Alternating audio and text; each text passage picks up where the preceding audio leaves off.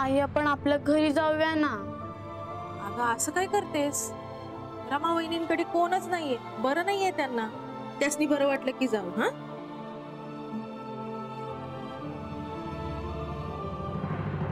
शकू, काल रात्री तू किती वाजता घरी आलीस? 9:15 वाजता आले. आणि काका तुम्ही? मी म्हणजे नक्की नाही सांगता येणार, पण 9 वाजले असतील. पण काय विचारताय तुम्ही? ते कळेल. आता तरी एवढंच कळलंय की काल रात्री 9 वाजेपर्यंत मंजू या घरात एकटीच होती. वय त्याचाच फायदा त्या जयंतानी घेतला असेल. मधुदादा नेमके त्याच वेळी आले आणि त्या जयंतानी त्यांना. पण जयंतला हे कसं कळलं की मधू इकडे आणि तेही घरात एकटी आहे? त्यानं घरावर नजर ठेवली असेल. तो नेहमीच मंजूच्या मागावर असतो. त्याला दुसरा उद्योग काय? वय वय हे अगदी खरं बोलतायत. नाही शकू. काल जयंत इथे आला होता, कारण साधारण 8:45 दरम्यान या इथल्या लँडलाईन वरून त्याला कॉल गेला होता.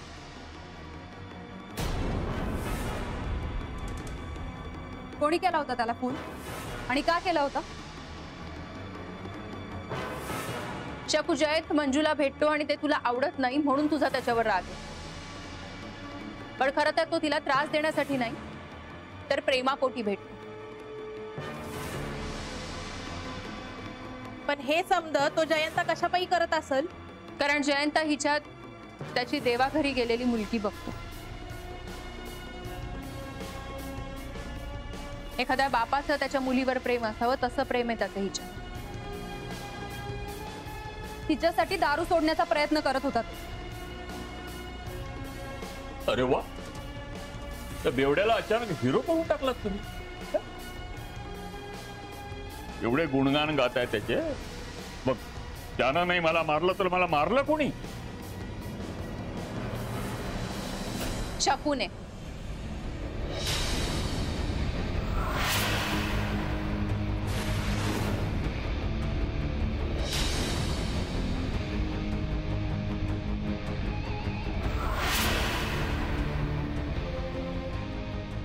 हो.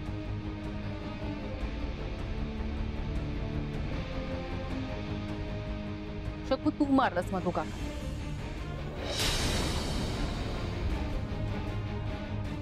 फक्त तुला वाचवण्यासाठी आणि तुझ्या विना ही पोरकी होऊ नये म्हणून जयंतने स्वतःवर आळ घेतलाय. गुन्हा तू केलास आणि शिक्षा तो भोगतोय.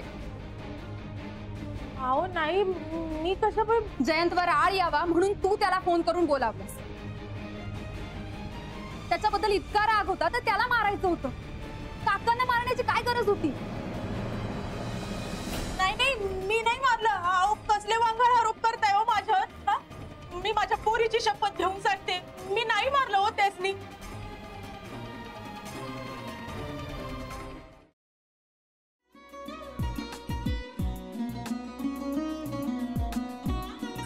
लावू का? असाच लावू ना.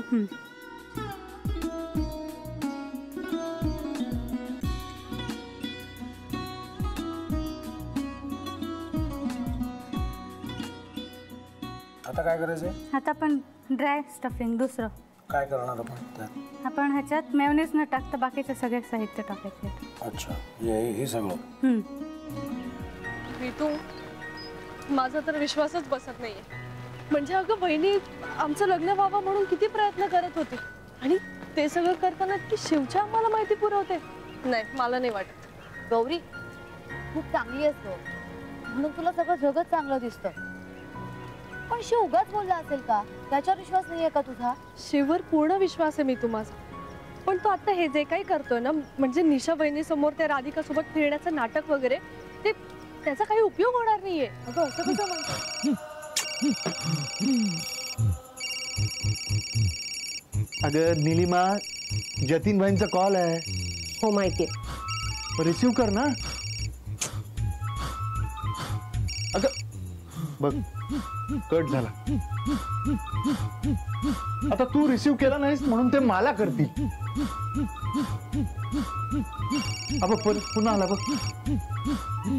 घे बघू. पण हे एक ना एक दिवस घडणारच होतं. आता मला कळलं तुम्ही 2 दिवस झाले काय सांगत होता ते. बनू हे संकेत असतात आणि हे ठरवून येत नसतात. मी बाहेर तुमची वाट बघते.